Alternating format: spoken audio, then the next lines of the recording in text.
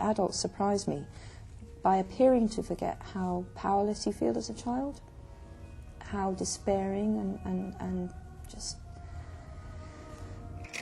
In the early days of February 2026, following the release of millions of United States government files related to the disgraced financier and totem of pure evil Jeffrey Epstein, the super yacht Samsara, against maritime law, was made untrackable, and its port logs erased. Given the timing, you might think this boat belonged to one of the big names implicated in the worst crimes described in the Epstein files: Donald Trump, Bill Gates, Ehud Barak, Andrew Mountbatten Windsor, or Elon, girls for the win, Musk. But no. This super yacht belongs to the author of the Harry Potter series, and second highest selling British author behind the woman that wrote the Gruffalo series, J.K. Rowling.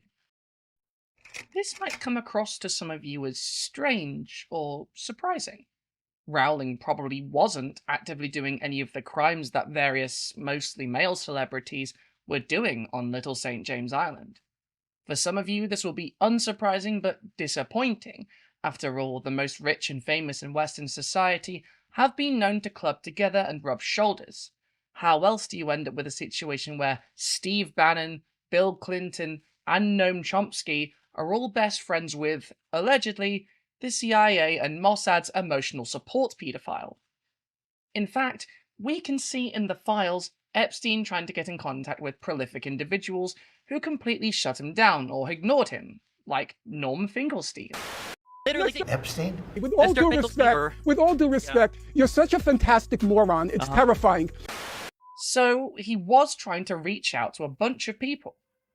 You would think, however, that 10 years after Epstein pled guilty to and was convicted and imprisoned for doing the kind of crimes that are so unfathomably cruel and evil that even speaking the truth about them makes you sound like a conspiracy theorist, you might, instead of answering an email from Epstein and taking the steps to becoming part of his inner circle, ignore his email, or report it, or tell him to get in the sea. Get up, go home. I'm opposed to what you're doing. 10 years after everyone knew who he was and what he had done. Apparently, the author of the Wizard books didn't ignore him or tell him to bugger off. And this is just with the files we have now, and with all the redactions. Apparently, Rowling was happy to see Epstein come to her exclusive launch events without complaint, and never mentioning him once online or in person, as she apparently crusaded for the safety of women and girls. A crusade that exclusively targeted trans people, despite us posing absolutely no threat to women and girls, and not instead targeting the person who her team treated like their favourite VIP, and who Rowling herself may have even been in contact with personally, allegedly. This is illegal, you know. There will be those of you, however, who are not surprised about this at all, because of Rowling's incredibly consistent and long history of supporting the very worst men in the celebrity world. Men who abuse their power, and especially their partners. And beyond that, Rowling is not above inviting other nonces to exclusive events and locations, even other Jeffrey Epstein associates. So today, I'm going to briefly go over the Epstein files that pertain to J.K. Rowling's alleged relationship with Jeffrey Epstein, and then discuss briefly her history with some of the most dangerous and misogynistic men she could find. In particular, let's look at the email exchange where her team bring Epstein as a VIP guest to an exclusive event for the Broadway premiere of Harry Potter and the Cursed Child, where those on her team insist that he is a close personal friend of theirs, with no objection from Rowling herself, who is deeply involved with everything Harry Potter related, who was physically at the premiere, and would, unless she suddenly got very lax about her involvement in her IP for this one specific event, have been able to put her foot down if she objected to any of this.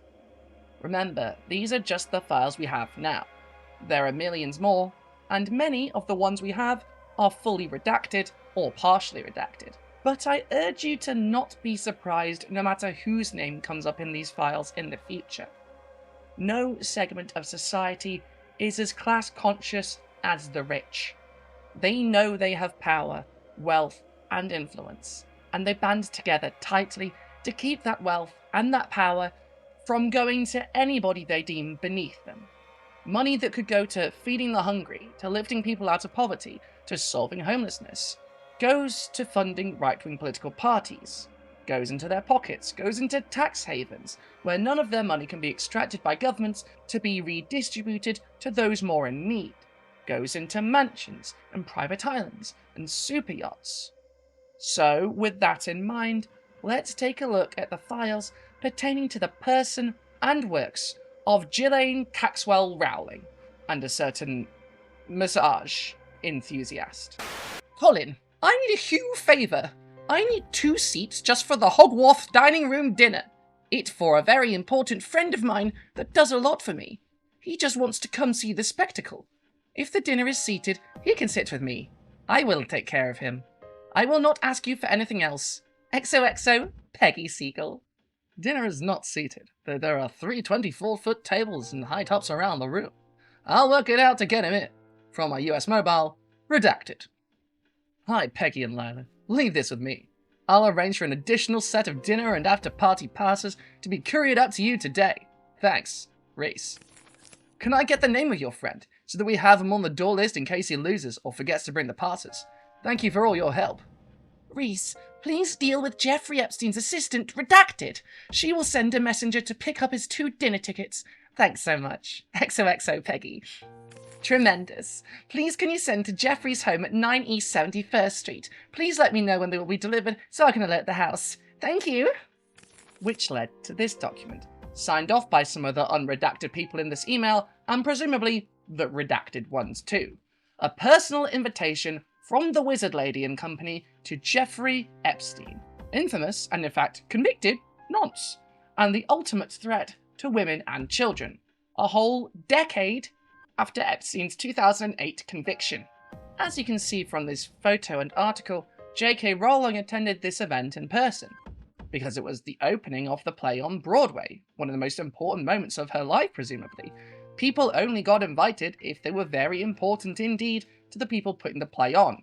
Every one of these people had to have known who Epstein was, unless they were incredibly stupid and also had someone around that had connections to him who was also presumably incredibly stupid or guilty. Again, he had been convicted for the crimes we all know him for a decade prior. And that's not to mention Rowling's alleged friendship with Gordon Brown, for whom Peter Mandelson, who described Epstein as his very best friend, was Chancellor, and who, it turned out, constantly leaked policies, personnel changes, and classified information to Epstein. This event was an exclusive premiere, by invitation only, with a special dinner and after-party. Although it looks like this might have actually gone a bit wrong, and that Epstein couldn't get into the party with his friend. Or his 2 friends, depending on which email you look at. Epstein doesn't type well.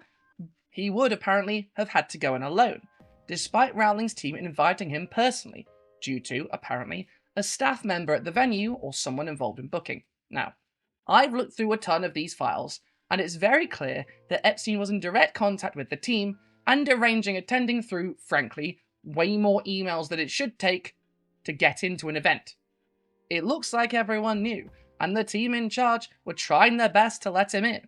If he couldn't get in, this was not some kind of last-minute save from Rowling. There is no evidence of that. So, was someone at the door trying to keep him out? Was there just a mix-up? Is Epstein just illiterate? Whatever happened, we end up with this exchange. To whom is this may concern? Reese, what was not clear? I was very explicit with my staff, and you, about 2 tickets to the dinner for Jeffrey Epstein. What genius filled the ticket order? Why wasn't his name on the dinner list at the door? What genius thought my friend would not have a +1 when we ordered 2 tickets? What robot at the door would not let him in? This has ruined what was a perfect evening for all of us. I am incredibly embarrassed by the rigid behaviour of some child-minded door guard. Jeffrey is a captain of international finance and a close personal friend of mine. I know this was not done on purpose, but it still is terribly upsetting. Please find out who did this and send an apology note. Thank you so much. Peggy. Jeffrey. Of all nights, I left my 2 phones home. I was actually looking for you all night. I was with Soon Yi, and she thought you were having dinner with her husband. I am very sorry. What a screw-up.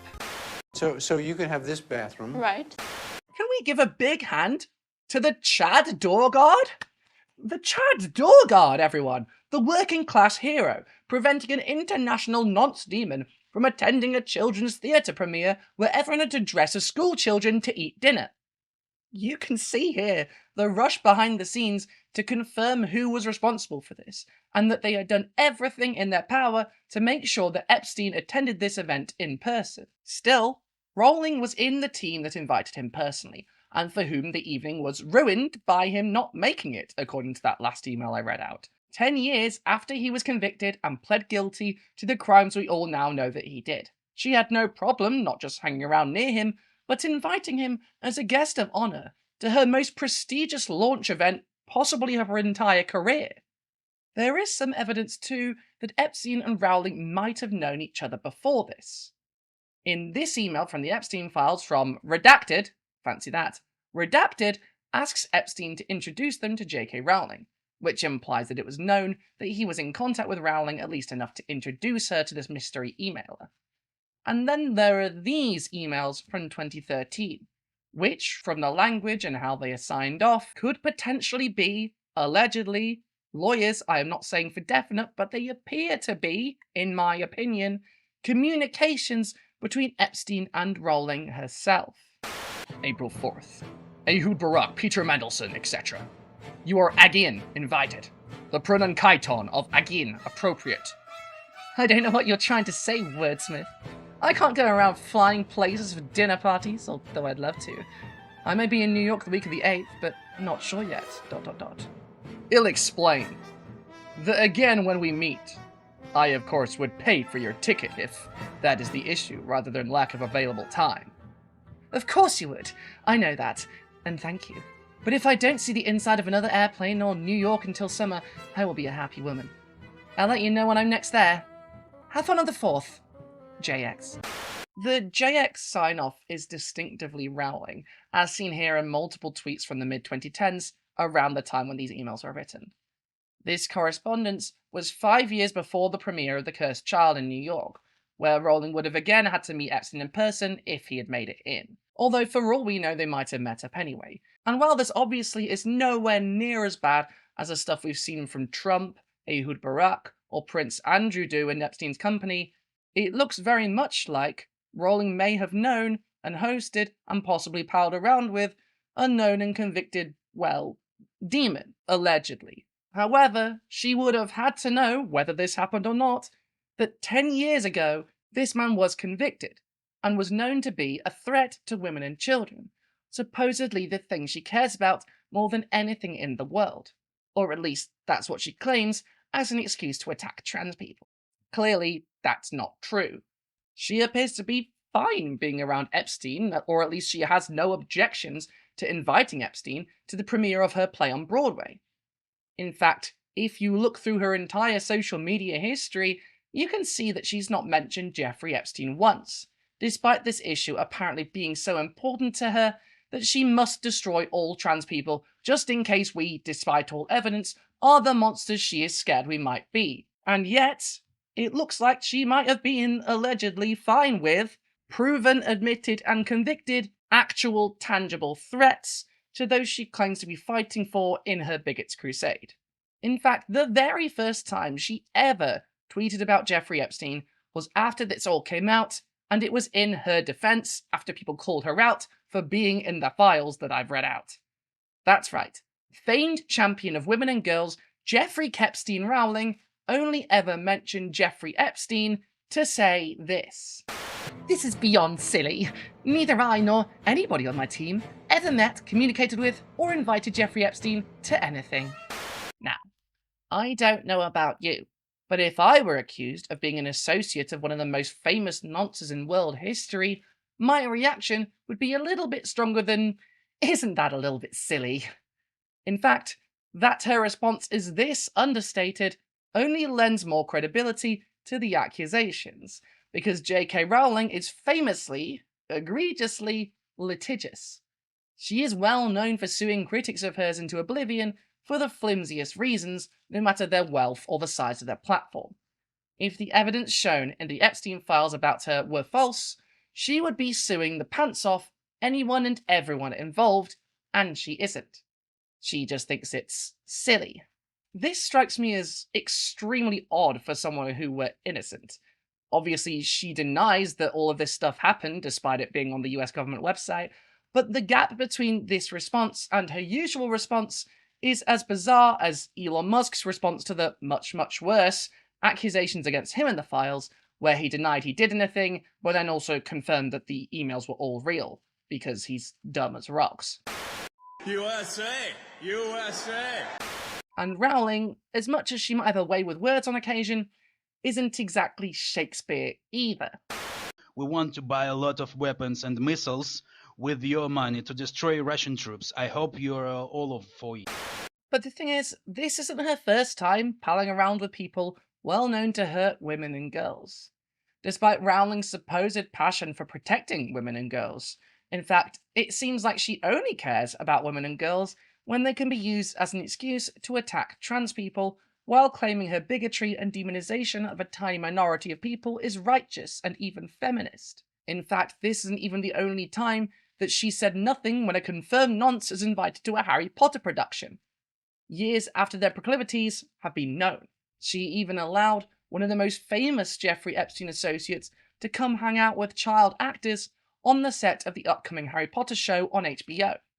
You see, Prince Andrew, or I suppose now Andrew Mountbatten-Windsor, a man who, despite being Queen Elizabeth II's favourite son, is most famous for claiming he couldn't have done the awful crimes we know he all did because he was physically incapable of sweating. I have a peculiar medical condition, which is that I don't sweat, or I didn't sweat at the time. Well, Prince Andrew Mountbatten-Windsor was invited to the set of Harry Potter in a lovely VIP tour to see all of the young children. I wish I was joking, this actually happened. It's horrifying, and despite this being someone bringing a known danger to children to a set full of children away from their parents and guardians, the media only brought this up as a little bit of royal gossip, because he nearly ran into William and Kate. Okay, he almost had to talk to his nephew, but can we get back to the part where he was given a VIP tour of one of the largest concentrations of child actors in one place outside of Lord of the Flies? With the HBO Harry Potter series getting underway in Windsor Great Park, Princess Kate didn't miss an opportunity to get a nomination for Parent of the Year by arranging a set visit for her 3 children, Prince George, 12, Princess Charlotte, 10, and Prince Louis, 7. The Princess of Wales was even reported to be invited back on Friday evening with the youngsters to watch the cast filming scenes for the new show, based on the books by J.K. Rowling. However, Kate wasn't the only member of the royal family who paid the set a visit. The disgraced Duke of York is said to have turned up as well last week. People on set were reportedly left shocked when Andrew showed up there with his grandchildren, amid an ongoing scandal surrounding an email his ex-wife Sarah Ferguson sent to Jeffrey Epstein, calling him a supreme friend, and Andrew's name appearing in the newly released Epstein files. The set is right next to Andrew's home, Royal Lodge, and a source explained, "It was all a bit strange that he turned up, but it was lovely to see the children having a great time. They were busy looking at the Hogwarts Express, and it genuinely seemed like a magical time for them." I don't sweat, or I didn't sweat at the time. I'm sure the person having the most magical time there was actually the famous crime doer feeling like a kid in a candy store. Rowling said nothing about this visit and never condemned it or even indicated a hint of distaste in what happened. In fact, this was so recent that she was, at this point, multiple years into her "this is for women and girls" attacks on trans people, and famously was so toxic for the brand her name is synonymous with that she hasn't done press tours for years. This was the year the Rowling-backed 4 Women Scotland case won in the UK Supreme Court after Rowling gave 4 Women in Scotland £70,000, and after which the elites of this country, including the government, rushed to try and push through bathroom bans, not long after the puberty blocker ban was extended by that same government.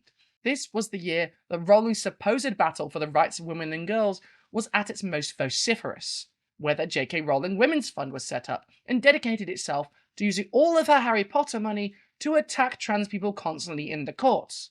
This was the year where her attempts to eradicate an entire subset of the population reached its fever pitch. And it was the year where she allowed one of the most notorious dangers to women and girls exclusive access to her TV show set full of children. Or at least, she said nothing about it. What more evidence could you get that Rowling does not actually care about what she claims to care about, and that she only actually cares about erasing trans people from public life entirely? In fact, Rowling has form on being cool with people who act like Epstein and Prince Andrew. The way she talks about Vladimir Nabokov's Lolita makes it clear that she thinks the classic novel about a fictional Epstein associate, let's say, is a beautiful love story, is frankly sick. It makes it look a lot like she thinks this kind of relationship is not just okay, but beautiful. And to paraphrase erotic, just listen to this. There are two books whose final lines make me cry without fail, irrespective of how many times I read them, and one is Lolita. There is so much I could say about this book. There just isn't enough time to discuss how a plot that could have been the most worthless cornography becomes, in Nabokov's hands, a great and tragic love story. And I could exhaust my reservoir of superlatives trying to describe the quality of the writing. What an odd thing to say. Not the words of someone particularly passionate about keeping men with bad intentions away from vulnerable women and girls, but it is in keeping with her past behaviour. For example, on the 31st of January 2020, Marilyn Manson, famous musician and real-life villain, Marilyn Manson is about transcending morality and sexuality. No boundaries, gray area. posted this tweet of a huge bouquet of roses, with the caption, "That's J.K. Rowling. Thank you, J.K. Rowling, for the lovely, unexpected gift." Now, why, you might ask, would Rowling send flowers to a random rock star out of nowhere? Well, I'm so glad you asked, because this unexpected gift was timed just after Evan Rachel Wood, the former fiancé of Marilyn Manson and actor you might recognise from Westworld, among other things, accused him of... how do I say this and stay monetised? Things with the initials SA and PA. When he started hurting me, and when I was really in such denial and in too much shame to admit to myself that maybe I'd gone down the wrong path. Following the whole Depp v. Heard fiasco that was aired in public and ended with millions defending the man in Manson's position, Manson tried to sue Wood for defamation, much like Johnny Depp did to Amber Heard.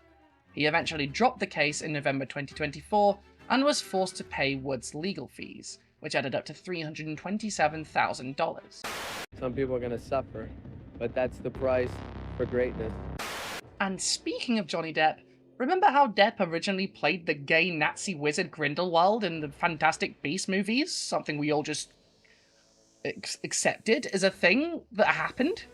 Well, some of you might remember that Rowling vociferously defended bringing Depp back for the second movie in that now abandoned series, after the allegations came out. Rowling wasn't just Depp's advocate and employer in the wake of the damning evidence of his mistreatment of women coming out, however. She was also his friend and helped him out financially, allegedly helping fund his legal defense by purchasing assets from him for far more than they were actually worth. Let's take a look at this Guardian article by rabid transphobe and Woody Allen defender, so in good company as a turf and a friend to nonces, Hadley Freeman, which details how, following the gruesome details of Depp's treatment of Amber Heard, Rowling wrote, "Based on our understanding of the circumstances, the filmmakers and I are not only comfortable sticking with our original casting, but genuinely happy to have Johnny playing a major character in the movie." And if you look at Rowling's actual statement on her website, this goes even further. "I accept there will be those who are not satisfied with our choice of actor in the title role. However, conscience isn't governable by committee.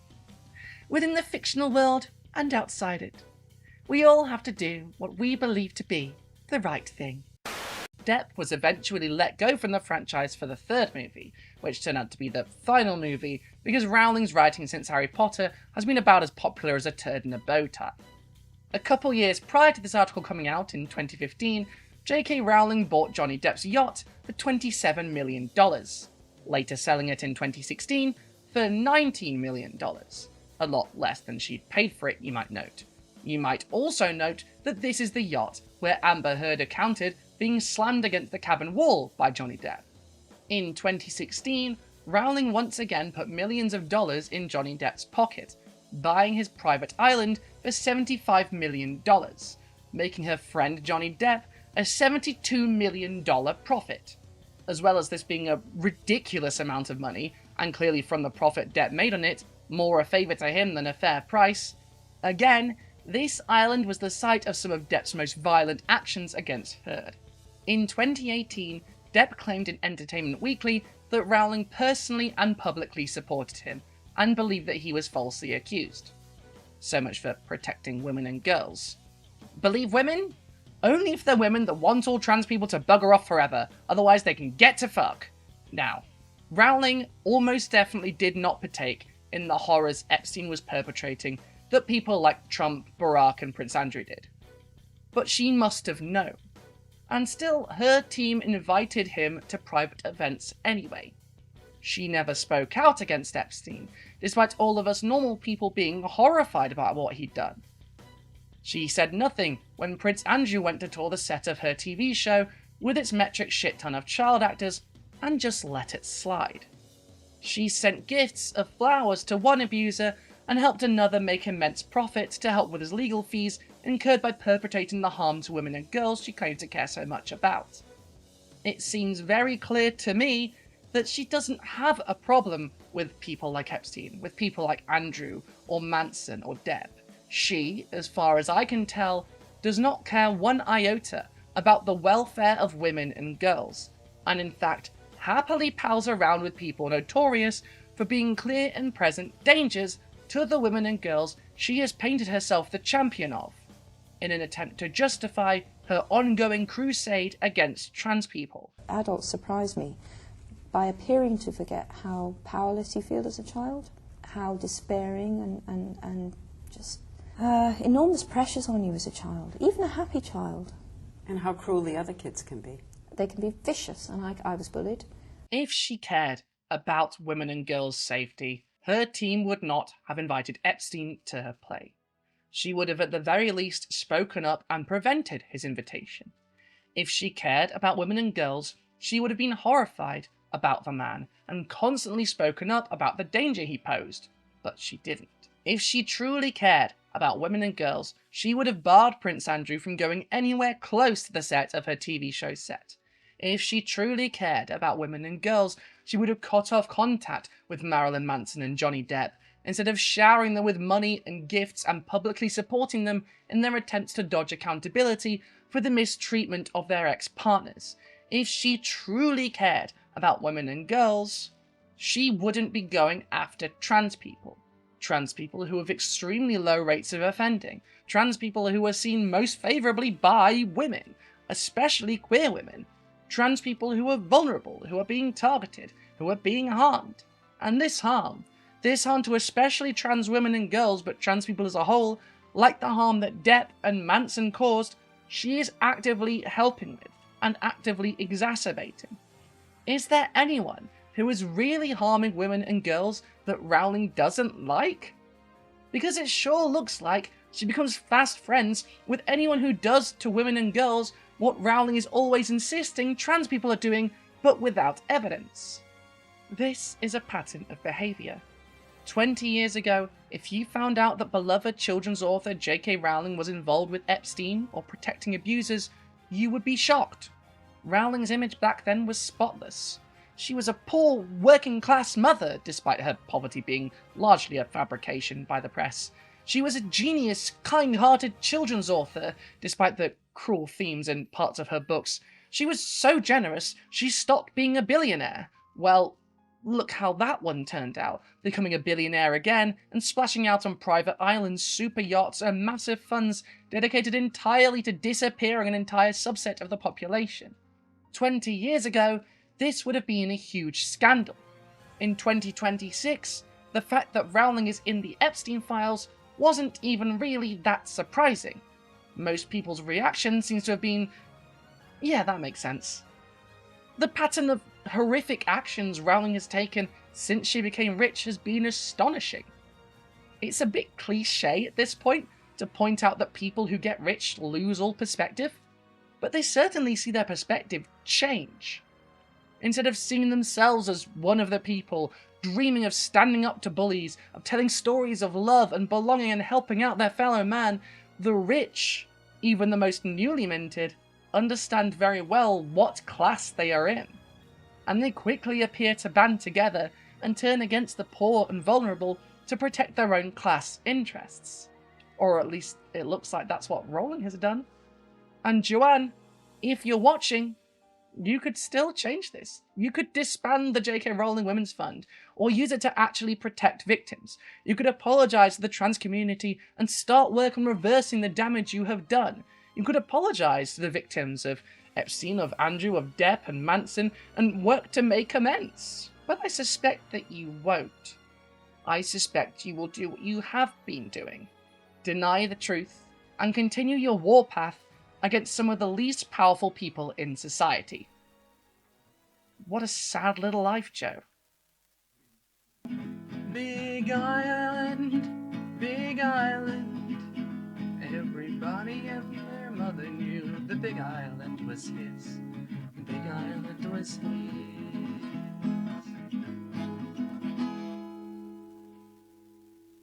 Hey, thank you for watching this video all the way to the end.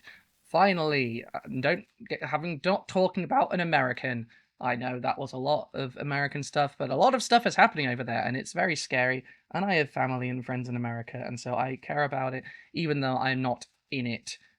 So yeah, thank you for putting up with that. I guess I'll try not to talk about them for a while, but I do have a few plans, so I'll try and sprinkle in some little things, little other things, and some trans stuff. More trans stuff. I had to just take a little break from trans stuff for a little bit after talking about your position and explaining stuff and how maybe we might be uniquely fucked in some aspects. It gets kind of tiring and exhausting, and yeah. But you know, once you have a break, you can come back to it. So this was fun. Please, I really hope I will express, please, any lawyers watching, that was for entertainment purposes only. No legal claims are being made. I am just a birthday girl, a small little birthday girl, except that I'm 5'11" and it's not my birthday.